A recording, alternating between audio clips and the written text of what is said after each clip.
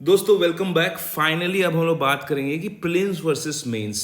अभी ये जो हफ्ता है प्रीलिम्स के बाद वाला, इसमें ऐसे कुछ लाइव टॉपिक्स रखेंगे ताकि इस एग्जामिनेशन को लेके जो क्लैरिटी है, जो चीज़ें होती हैं, जो चीज़ें लोग नहीं देख पाते हैं अपने पूरे प्रिपरेशन के दौरान, ऐसे कुछ पहलू पे मैं बात करूंगा दोस्तों।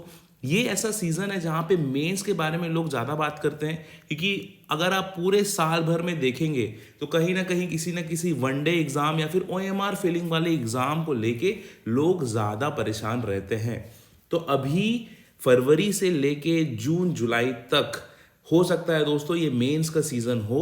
तो और मेंस मेरा फेवरेट टॉपिक है, मैं हमेशा इस पर डील करना चाहता हूँ। तो फाइनली वो शुभ बेला आ गई है जिसमें मुझे मेंस के बारे में बात करने को मिलेगा।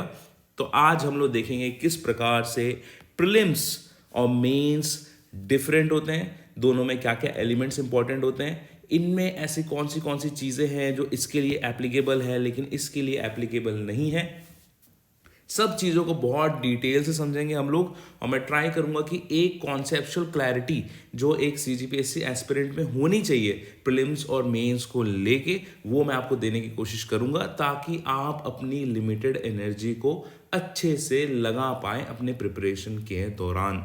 चलिए दोस्तों देखते हैं क्या क्या पॉइंट है। प्रीलिम्स का जितने भी चीज़ें हैं दोस्तों वो इस साइड है, और मेंस की जितने भी चीज़ें हैं वो इस साइड है। देखते हैं। प्रीलिम्स में 2 पेपर होते हैं, एक जीएस का होगा, एक सीसेट में होगा। मेंस में कुल मिला के 7 पेपर होते हैं। पहला पेपर होगा आपका लैंग्वेज का, दूसरा एसए का, उसके बाद 5 आपके जीएस के पेपर्स होंगे। प्रीलिम्स में जो पेपर्स होते हैं वो यूजुअली 2 घंटे के होते हैं। 2 पेपर है, 2 घंटे के होते हैं। एक सुबह हो जाता है 10 से 12, एक दूसरा हो जाता है 3 से 5। जो मेंस का पेपर होता है दोस्तों वो होता है 3 घंटे का। पहला पेपर होगा आपका 9 से 12 और दूसरा पेपर होगा, जहाँ तक मुझे याद आता है, 2 से 5। तो यहाँ पे 3 घंटे का एग्जामिनेशन होते हैं। प्रीलिम्स का जो नेचर होता है वो क्वालिफाइंग होता है। सी सेट में अगर आपके 66 के ऊपर नंबर आ रहे हैं तो आप क्वालिफाई हो गए। जीएस में मान लो कट ऑफ गया 87 नंबर, अगर आप उसके ऊपर आ गए हैं तो आपका एग्जामिनेशन क्वालिफाई हो गया है। मेंस जो होता है दोस्तों वो मेरिट बेस्ड होता है, ऐसा कोई फिक्स कट ऑफ नहीं होता है। ऐसा है कि अगर टॉपर के आ रहे हैं मान लो 1000 नंबर, और सेकंड रैंक के आ रहे हैं 850 नंबर, और मान लो डीसी की 10 पोस्ट है और 10वें जो इंसान है उसके नंबर आ रहे हैं 750 नंबर, तो ये 750 से ऊपर के जितने भी लोग हैं सबके सब डीसी बनेंगे। तो कुल मिला के ऐसा है कि प्रीलिम्स में ऐसा एक फिक्स नंबर होता है, और उसके ऊपर अगर आप नंबर लाते हैं तो वो मैटर नहीं करता है, क्योंकि हर कोई उसके बाद मेंस ही देगा। लेकिन दोस्तों अगर मेंस में अगर आपके एक नंबर भी इधर उधर हैं तो आपको अपने पोस्ट या फिर इंटरव्यू मार्क्स में कॉम्प्रोमाइज करना पड़ेगा दोस्तों। तो मेंस में जितने मार्क्स होते हैं एवरी मार्क काउंट्स, और प्रीलिम्स में ऐसा हो जाता है कि एक बार प्रीलिम्स क्वालिफाई कर लिया मतलब कर लिया। किसने कट ऑफ से आधे नंबर से क्वालिफाई कर लिया हो तब भी ठीक है, अगर 200 में से 200 नंबर में क्वालिफाई कर लिया हो तब भी ठीक है। लेकिन मेंस में ऐसा है दोस्तों कि अगर आपके आधे नंबर भी इधर उधर हैं तो it can make a huge difference between getting selection and not getting selection. Prelims में हम लोग जो आंसर देते हैं वो ओएमआर फिल करके देते हैं। मेंस में जो हम लोग आंसर देते हैं वो हमें अपने हाथों से लिखना पड़ता है। उस पर्टिकुलर आंसर शीट में ऐसे ब्लैंक स्पेस बने होते हैं, 2 लाइन 4 लाइन, इसमें हमको लिखना पड़ता है। प्रीलिम्स का जो आंसर्स होते हैं दोस्तों वो डेफिनेट है। फॉर एग्जांपल क्वेश्चन नंबर 37 का ऑप्शन अगर सी है तो डैट इज सी। लेकिन यहाँ पे अगर 8 मार्क का कोई क्वेश्चन पूछा हुआ है, फॉर एग्जांपल छत्तीसगढ़ में ग्रामीण महिलाओं के जीवन में क्या क्या समस्याएं हैं, तो ये बहुत ही क्रिएटिव आंसर हो जाता है दोस्तों। इसमें कोई भी परफेक्ट आंसर नहीं होता है, कोई भी इम्परफेक्ट आंसर नहीं होता है। कुछ एलिमेंट्स होते हैं जिसमें अगर आप डाल दें इस पर्टिकुलर आंसर में तो वो आपको ज़्यादा अच्छे से प्रेजेंट करता है एग्जामिनर के सामने, और वहाँ पे नंबर का वेरिएशन होता है जिस पे हम लोग आने वाले वीडियोस पे बात करेंगे। प्रीलिम्स का जो आंसर होता है मोस्टली फैक्चुअल होता है। मेंस का जो आंसर होता है फैक्ट से तो बिल्ड होता है, लेकिन कहीं ना कहीं ये एक्सप्रेसिव होता है। फॉर एग्जाम्पल आपने श्लोक से स्टार्ट कर दिया कोई एस्से, फॉर एग्जाम्पल आपने जीएस का आंसर किसी बहुत बड़े आदमी के कोट से स्टार्ट कर दिया, किसी रिपोर्ट से कर दिया, किसी करंट अफेयर से कर दिया, किसी डेटा से कर दिया, तो ये फैक्चुअल होने के साथ साथ थोड़ा सा एक्सप्रेसिव भी होता है। प्रीलिम्स जो होता है दोस्तों ये मेंटली एग्जॉस्टिंग होता है, क्योंकि आप 2-3 महीने से प्रिपेयर कर रहे होते हैं, बहुत ज़्यादा कह सकते हैं कि फैक्ट्स याद किए होते हैं, तो आपको उतनी फिजिकल थकान तो नहीं होगी पूरे प्रोसेस भर में ना एग्जामिनेशन के प्रोसेस में, लेकिन कहीं ना कहीं आप मेंटली थक जाएंगे। वेयर एज दोस्तों मेंस में आप मेंटली के साथ साथ फिजिकली भी एग्जॉस्ट हो जाते हैं, क्योंकि पहला तो रीज़न ये है कि गोला करने में उतना एफर्ट नहीं लगता है जितना चीज़ों को लिखने में लगता है। एंड अगर आपको 20 से 25 पेज लिखने हैं 3 घंटे में, तो that is really very physically exhausting. दूसरा रीजन ये हो जाता है दोस्तों, जो सबसे ज़्यादा फिजिकल एक्सर्शन के लिए मेरे ख्याल से रिस्पॉन्सिबल है, कि जो मेंस का जो टाइमिंग है वो होती है गर्मी में, जहाँ पे छत्तीसगढ़ में मोस्ट ऑफ द पार्ट्स में चलती है लू। तो ये जो टेम्परेचर होता है दोस्तों, इसके कारण भी काफ़ी फिजिकली आपको एग्जॉस्टेड फील होगा।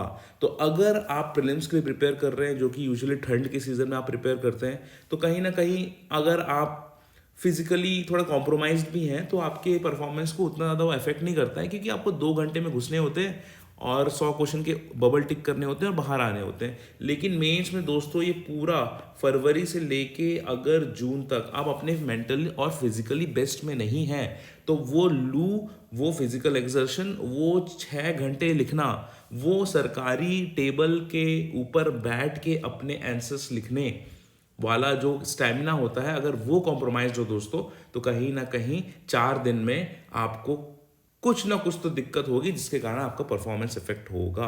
तो दोस्तों, जितना इंपॉर्टेंट आपका मेंटल प्रिपरेशन है मेंस के लिए, उतना ही इंपॉर्टेंट आपका फिजिकल फिटनेस भी है।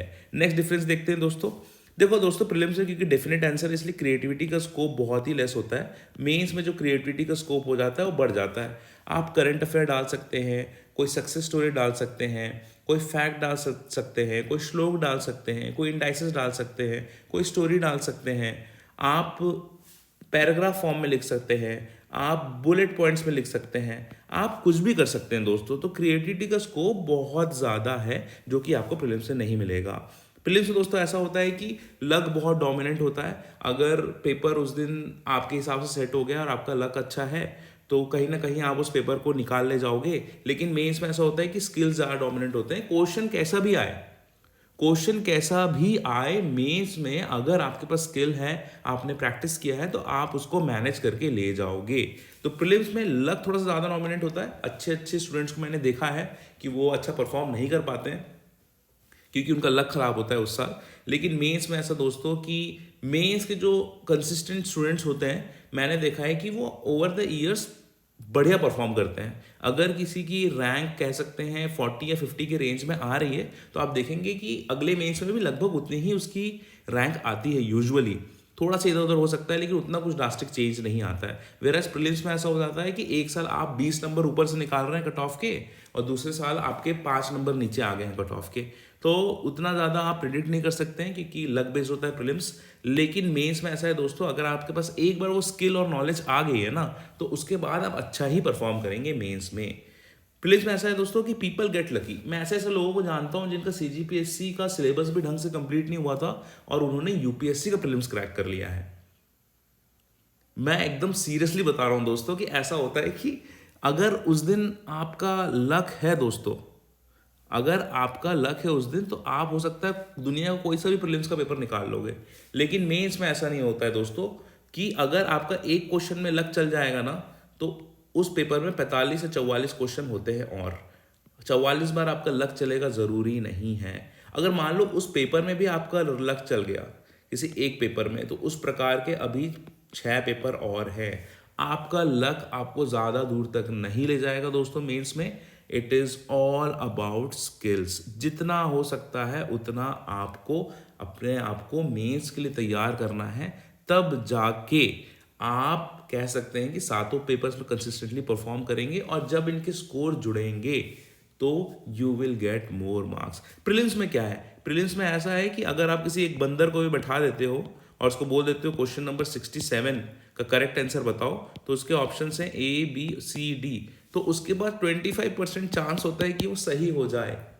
तो वही मैं कहता हूं कि प्रीलिम्स फेल होना may be a lack of luck, but mains fail हो जाना is definitely a lack of skill.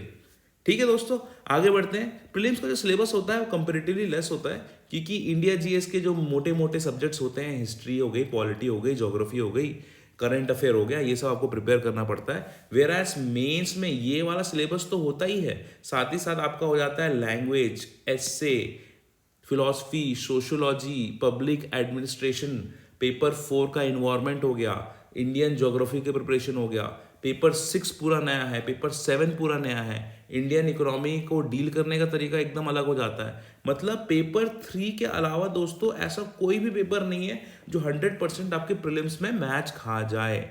Even paper 3 का जो पबएड वाला पार्ट है वो भी प्रीलिम्स में नहीं है। तो कह सकते हैं कि प्रीलिम्स का जो सिलेबस है वो मेंस का कह सकते हैं कि हार्डली 30% ही सिलेबस है दोस्तों। बाकी ये जो पोर्शन है ना दोस्तों, वो आपको एक्सक्लूसिवली मेंस के लिए प्रिपेयर करना पड़ेगा।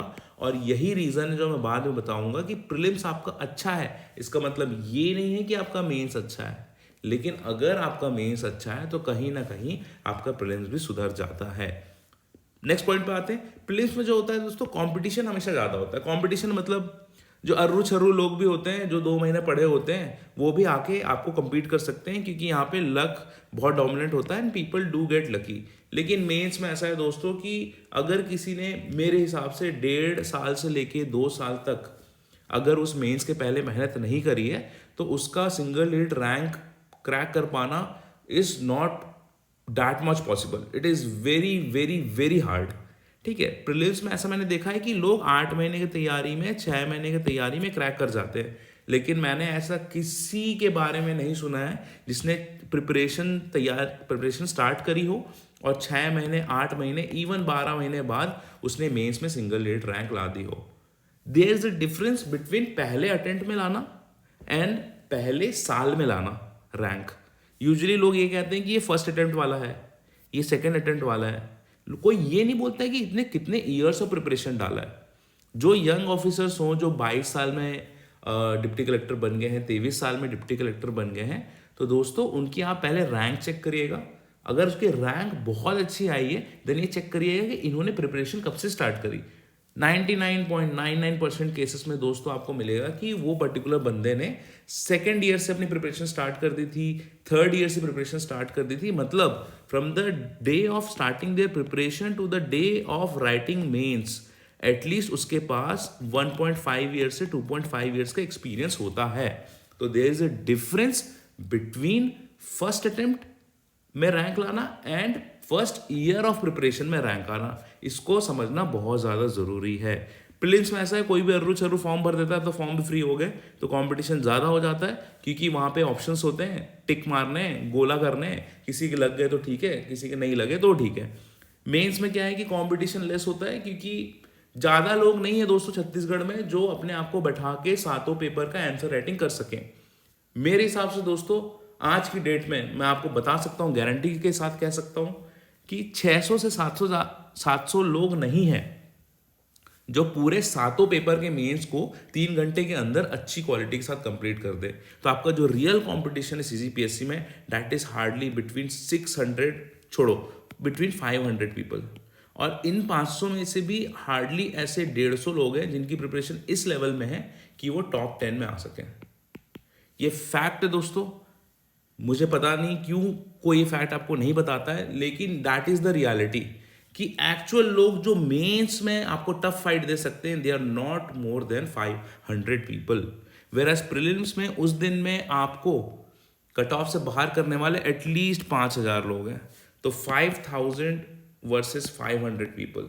तो मेंस में compete करना बहुत आसान है, लेकिन यहाँ तक पहुँचने के लिए आपको इन 500 लोगों में से होके आना पड़ेगा, इसलिए प्रीलिम्स हो जाता है टफ। जो पब्लिक फोकस होता है वो प्रीलिम्स हमेशा ज़्यादा होता है। जब भी आप कोई वनडे एग्जाम देखेंगे तो उसके बाद फेसबुक में बहुत सारे मीम आ जाएंगे, लेकिन जब मेंस एग्जाम होता है तो इसका एनालिसिस कोई नहीं करता है। ज़्यादा से ज़्यादा ये लोग ये करेंगे कि हमारा गेस किया हुआ एस्से टॉपिक आ गया पर्टिकुलर एग्जामिनेशन में। इससे ज़्यादा कोई भी महारत नहीं दिखाएगा आपको मेंस के एग्जामिनेशन में, क्योंकि मेंस इज़ वेरी मेहनत वाला काम, बहुत मेहनत वाला काम है। 7 पेपर लिखना, दिन में 6-6 घंटे लिखना, उसके पहले 4 महीने इतने सारे मॉक टेस्ट देना, 99% लोग नहीं कर सकते हैं ये सब। दैट्स वाई मेंस का जो एक्चुअल कॉम्पिटिशन बहुत कम है। और एक बार आपका प्रीलिम्स क्लियर हो गया है तो अगर आपकी मेहनत अच्छी है तो मेंस में आप डेफिनेटली अच्छा करोगे। ठीक है, प्रीलिम्स का जो सबसे बड़ा पार्ट है दोस्तों ये है कि ये आपको जॉब से सिर्फ रोक सकता है। ये इस साल आपको डिप्टी कलेक्टर नहीं बनने दे सकता है, लेकिन मेंस जो होता है दोस्तों वो एक्चुअली में आपको उस साल डिप्टी कलेक्टर बनाता है। प्रीलिम्स सिर्फ रोक सकता है आपको जॉब पाने से, लेकिन मेंस आपको एक्चुअली में वो पर्टिकुलर जॉब दिखा सकता है। इसके बाद दोस्तों जो प्रीलिम्स है, प्रीलिम्स में आपको जो मार्क्स होते हैं दोस्तों, वो डिपेंड करता है कि नेचर ऑफ क्वेश्चन कैसे सेट हुआ है। अगर इजी सेट हो गया है, अगर बहुत ज़्यादा टफ सेट हो गया है और उसके हिसाब से आप खेल गए तो आपके मार्क्स आ जाएंगे। लेकिन मेंस में ऐसा है कि क्वेश्चन कैसे भी सेट हो, क्वेश्चन कुछ भी दिया हो, जब तक वो एकदम ही बहुत ज़्यादा फैक्चुअल नहीं है। For example land revenue code का आप धारा सेक्शन 250 मुझे बताओ, भाई क्या पता लड़के को, इवन कई ऑफिसर्स को नहीं पता है कि लैंड रेवेन्यू कोड का सेक्शन 250 क्या बोलता है ना। तो आप कहाँ से बताओगे? ये तो भाई रेवेन्यू ऑफिसर जब फील्ड में आ जाते हैं उसके भी 6-8 महीने 1.5 साल बाद उनको समझ में आता है कि एलआरसी का सेक्शन 250 क्या है। वो आपसे क्यों पूछ रहा है एलआरसी का सेक्शन 250 क्या है, जब उनको पता है कि सिलेबस में भी नहीं है और कहीं भी नहीं है। पेपर 7 पार्ट 1 में चलो बोल दिया है कि छत्तीसगढ़ के जो लोकल लॉज है उसके बारे में हम क्वेश्चन पूछेंगे, लेकिन अगर इसके बारे में आप 8 नंबर में पूछ देंगे तो कैसे एक स्टूडेंट को पता चलेगा? ना उसने कभी भूमि का काम देखा है, ना कोई भूमि विवाद में फंसा है, तो ये बहुत ही कह सकते हैं इररिलेवेंट क्वेश्चन है। लेकिन मोस्ट ऑफ द टाइम दोस्तों आपके जो मार्क्स है that will depend on the way you handle questions. For example एक क्वेश्चन ये हो सकता है कि जले पे नमक छिड़क देता हूँ थोड़ा सा, कि भूया पोर्टल में कितने रजिस्ट्रेशन हो गए, ठीक है, तो इसमें आप ज़्यादा कुछ कर नहीं सकते हो। लेकिन अगर दूसरा क्वेश्चन ये है कि 1971 से छत्तीसगढ़ में मैटरनल मोर्टेलिटी रेट MMR का क्या ट्रेंड है, तो आप उसको बड़े अच्छे से हैंडल कर सकते हो, भले आपको नहीं पता है। ठीक है, इसको कैसे हैंडल करना है मैं आपको बताऊंगा बाद में। लेकिन अगर आपको एग्जैक्टली भी नहीं पता है ना कि 1971 से क्या ट्रेंड रहा है, आपको बस इतना पता है कि इकोनॉमिक सर्वे के लास्ट के 2 डेटा में क्या क्या दिया हुआ है, तो मतलब SRS के डेटा के हिसाब से या फिर NFHS के सर्वे के हिसाब से आपको 2 डेटा याद होंगे, उनके में आप ग्राफ बना दो, SDG कोट कर दो कि एक हेल्दी वेलबींग का कौन सा है, SDG गोल नंबर इतना ये बोलता है। उसका ये बता दो कि SDG के हिसाब से मैटरनल मोर्टेलिटी रेट का कितना हम लोग को कम करना है, इंडिया में कितना अचीव करना है, छत्तीसगढ़ में कितना है, इंडिया लेवल में कितना है, maternal mortality rate north Chhattisgarh में कितना है, सेंट्रल छत्तीसगढ़ में कितना है, साउथ छत्तीसगढ़ में कितना है, गवर्नमेंट के क्या फ्लैगशिप स्कीम्स चल रहे हैं। मतलब क्वेश्चन में आपको पूछा ट्रेंड, लेकिन आपको एग्जैक्ट ट्रेंड तो पता नहीं है। 1971 से लेके 2023 तक का मैं डेटा तो प्रिपेयर नहीं करूंगा ना 50 साल का कि कितने डेटा थे, और ना मेरे को याद है, और छत्तीसगढ़ भी 2000 में बना है, तो 1971 का डेटा मैं कहाँ से लाऊं? लेकिन ये क्वेश्चन आया हुआ है। लेकिन हमने क्या किया, हमने SDG डाल दिया, कुछ ग्राफ डाल दिए, कुछ डेटा डाल दिए, इकोनॉमिक सर्वे कोड किया, तो ले देके हमारा आंसर बन गया। जहाँ पे हमको 0 नंबर मिलने थे 8 में, वहाँ पे हमने कुछ नहीं करके 4.5 से 5 नंबर उठा लिए। और एग्जामिनर अगर बहुत इंप्रेस हो गया होगा तो ऐसा क्वेश्चन इसमें कुछ नहीं आता, उसमें हमने 6 नंबर उठा लिए। तो that marks will depend on the way you handle the question. दोस्तों प्रीलिम्स है ना, मोस्ट ऑफ द टाइम आपको भी रियलाइज हो गया होगा अपने 1-2 अटेम्प्ट्स में कि prelims most of the time क्या होता है, गट फीलिंग होती है। अंदर से लगता है कि यार ये ऑप्शन तो नहीं हो सकता, अंदर से लगता है कि यार ये ऑप्शन तो हो जाएगा। तो प्रीलिम्स क्या है कि एक प्रकार की गट फीलिंग होती है जो आपको ओवर द ईयर्स प्रैक्टिस में आ जाती है। But mains is an art, mains is an art.